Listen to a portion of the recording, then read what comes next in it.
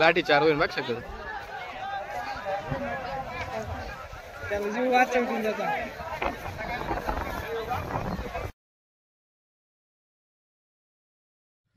नमस्कार मित्रांनो, मी याच्या आधी पण एक व्हिडिओ बनवला होता का आपल्या व्हिडिओमध्ये असं होतं का महाराष्ट्रामध्ये बिबट्याचा सुळसुळाट हा व्हिडिओ होता. आता खरंच तर काय झालं माहिती आहे का, काल संध्याकाळी आमच्या गावामध्ये म्हणजे गावापासून थोडी लांब वस्ती रोखले वस्ती म्हणून एकच घरी तिथं रोखल्यांचं त्या ठिकाणी काल संध्याकाळी त्या मुलीचे आईबाप ज्यावेळेस दूध काढा गेले संध्याकाळचे 7:30 वाजले होते. ती मुलगी बाहेर आपल्या घरासमोरच्या अंगणामध्ये खेळत असताना तिच्यावर बिबट्याने हल्ला केला आणि हल्ला म्हणण्यापेक्षा तिला बरंच लांब म्हणजे 100-200 मीटर यापर्यंत तिला फरफडत ओढीत नेले माकामध्ये.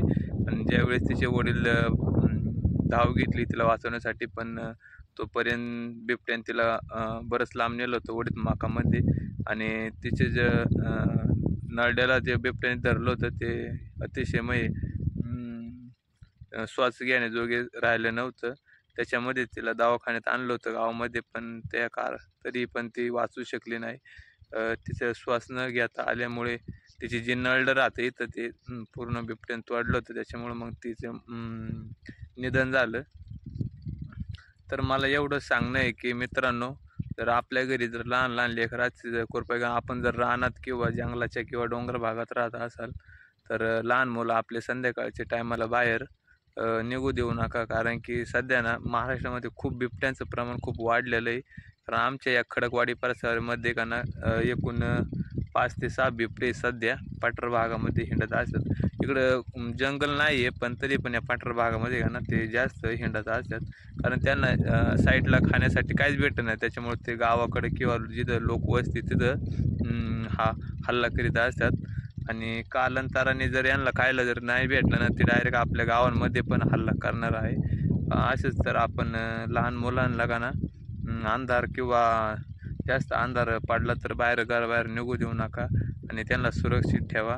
कारण बिबटे मोठ्याला माणसं नाही, पण जास्त लहान मुलांना जास्त मोठ्या प्रमाणात हल्ला करीत असतात. माझी एवढीच कळकळीची विनंती आहे की आपल्या मुलांना एकंट कुठं सोडे जाऊ नका. जरी आपण रानात कुठं कामाला गेलो किंवा बाहेर मुलं जर शाळेत असली तर येण्यासाठी संध्याकाळचं 5 वाजता सुटले तर घरी येण्यास जर शाळा लांब असली तर घरी येऊपर्यंत अंधार पडतो. आणि त्याच्यामुळं का ना मुलांना गाडीवर आणत जा, गाडीवर नेऊन सोडीत जा. मुलांना एकांटे घरी येऊ देऊ नका. कारण सध्या बिबट्यांचं प्रमाण खूप वाढलेलं आहे आणि त्यांना खाण्यासाठी काहीच नाही. तर त्याच्यामुळं मग ते माणसांवर हल्ला करीतात जिथं लोक वस्ती तिथं. त्याला मला एवढं सांगायचं आहे. आणि जी मरण पावलेली जी मुलगी होती ना, आणि मित्रांनो त्या मुलीचं नाव होतं ईश्वरी पांडुरंग रोखले आणि ती आता 3रीमध्ये होती. ती काही मोठी पण नव्हती. आणि ती अशीच आपल्या अंगणात खेळत असताना त्याच्यावर जो बॅड हल्ला झाला बिबट्याचा याच्यामध्ये ती मरण पावली. ईश्वरी चरणी शांती मिळो अशी मी नम्र विनंती करतो. आणि जर मित्रांनो आपल्या पण घरी जर लहान मुलं असेल तर त्यांना कृपया करून अंधार पडले बाहेर निघू देऊ नका. कारण काही सांगता येत नाही जनावरांचं कधी हल्ला करते कधी काय करते.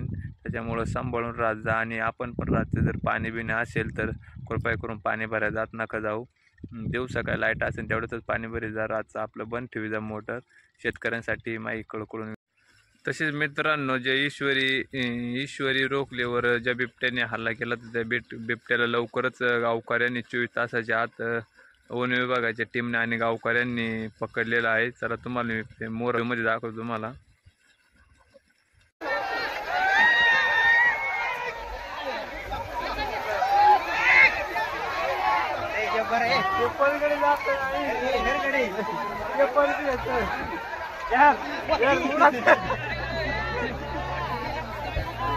फाडली चड्डी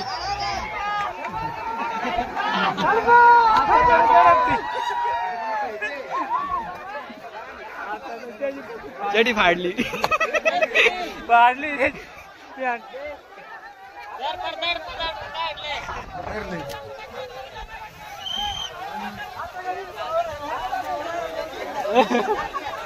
त्याची फाटली डायरेक्ट, त्याची फाटली मारलं का त्याची फाटली. तेल ना टाकलं लाठी चार होईल बघ शकतो त्याला जीव वाचवून त्याचा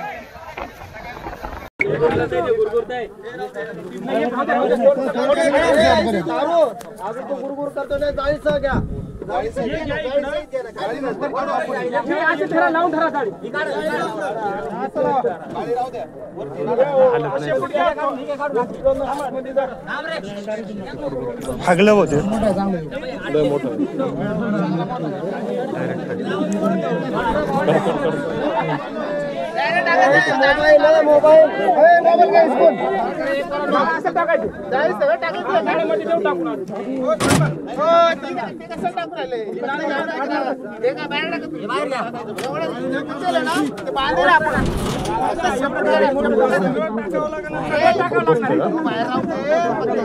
बारीक आहे बरं का?